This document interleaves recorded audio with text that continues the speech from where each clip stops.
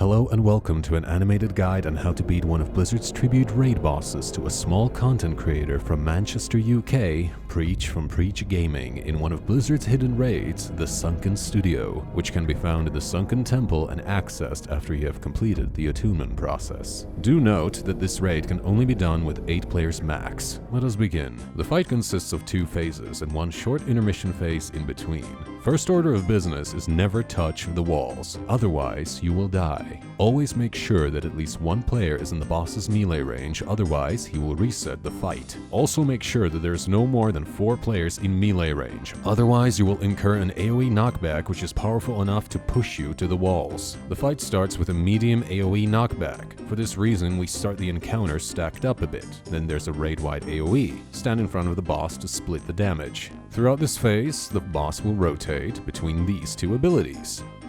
With Move Mate, the boss gains 5 stacks of a buff and consumes each stack to hit the nearest player with a line AoE and reposition them 15 yards away from the boss. Have the tanks get hit first, then the melee, one tank soaks the last hit, and the second tank grabs boss aggro. With Move Mate Plus, the boss marks the 4 furthest players, in this case the ranged and healers, hits them with a large AoE, and repositions them 20 yards away from the boss. So, stand close a bit, stay spread, and you're gonna be fine. Do know that all hits by any Move Mate ability, regardless of how many pluses are in the name, apply one random debuff out of these 3. Elitism, Erectile Dysfunction, or Poverty.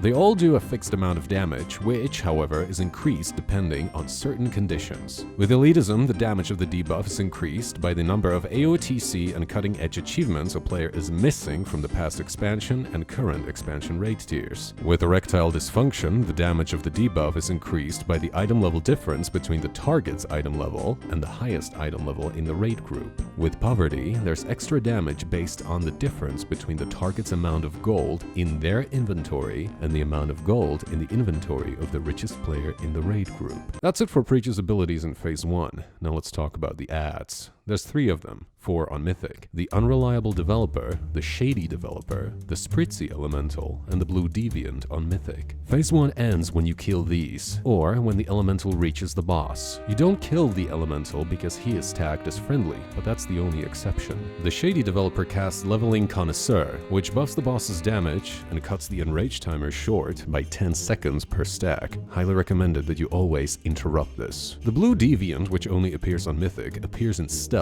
and occasionally jumps at random players, does bonus damage from behind, and creates fogs that silence players. Also drops ice cold milk upon death. The Unreliable Developer possesses an aura called Utterly Clueless, which applies a bleed debuff called Faith in the Game on every player in a large radius. I recommend killing this one last, because upon death he will cast Return of the Tier Sets. This applies a dot called Shard of Domination on every member of the raid. When you get this, you have 10 seconds to go and reposition yourself to stand under the boss, because when the dot explodes, the boss will soak it. If you don't stand near the boss when the buff expires, you're dead. For each shard the boss soaks, the boss gets a stack of End of an Era. This stuns him for 20 seconds and also increases his damage taken per stack. This is your cue for Bloodlust. After that, the encounter moves on to the first intermission phase. If you don't kill the ads in time, the Spritzy Elemental will have reached the boss, which moves on the encounter to the first intermission phase.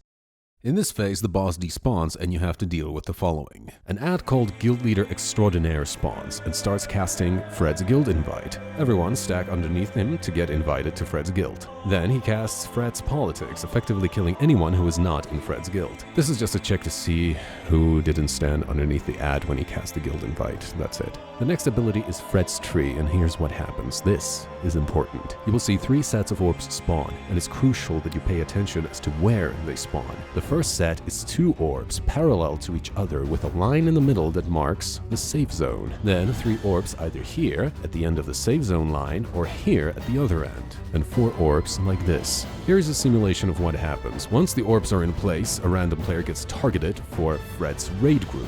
These are AoEs that need to be soaked, and they also leave puddles, so you have to move. Then 2 players get hit with Fred's split runs. Same deal, except it's 2 players now. Split into 2 groups to withstand the damage. Puddles will also be left behind. Now run to the safe spot to survive the 3rd orb set. All in all, your running path should look like you're drawing a tree. And congratulations, you have survived the intermission phase. Now for phase 2, the last phase of the encounter. Phase 2 starts with the rising tide, where the pipe system collapses and unleashes an overwhelming spillage, dealing large raid-wide damage. And a small visual change to the arena.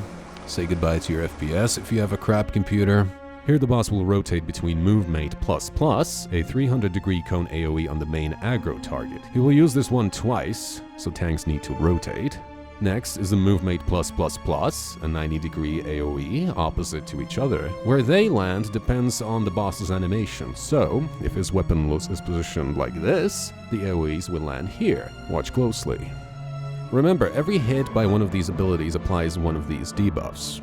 In addition, there will be these damaging waves called live streams, quote, which do a lot of damage to whoever they touch, so keep an eye on those, make sure you don't get hit by them. Because of the flooding, the encounter area becomes a little bit contaminated. I'm talking about a mechanic called mold spores, which means you will take damage if you move. For this reason, you want to minimize movement, and make sure you are also careful about where you stand. The legacy of Warcraft is a don't look at the boss ability, so you're not supposed to face him when he finishes casting it.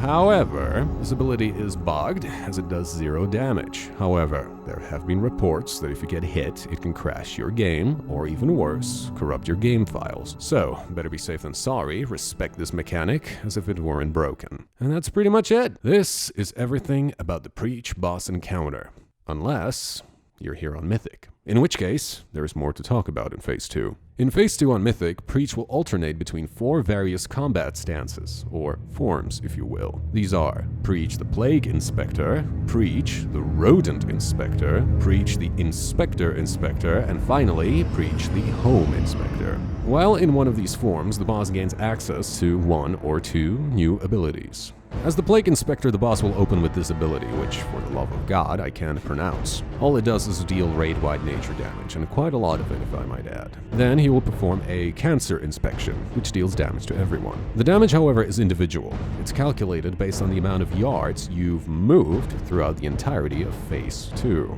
As the Rodent Inspector, Preach will initiate the Rat's Ultimatum, which essentially puts the encounter on a collective hard mode. If one player dies, so does everyone else. In addition, if you leave the dungeon for whatever reason, you get a 1-hour rest sickness, and a debuff that causes every mob with a rad model to automatically aggro within a large radius. As the Inspector, the boss summons a duplicate called Assistant Inspector, which deals only a portion of the boss's damage but copies his MoveMate abilities. As the Home Inspector, the boss uses Water Inspection, which does a small amount of damage, however, increased by the amount of yards between your Hearthstone location and the body of water nearest to that location.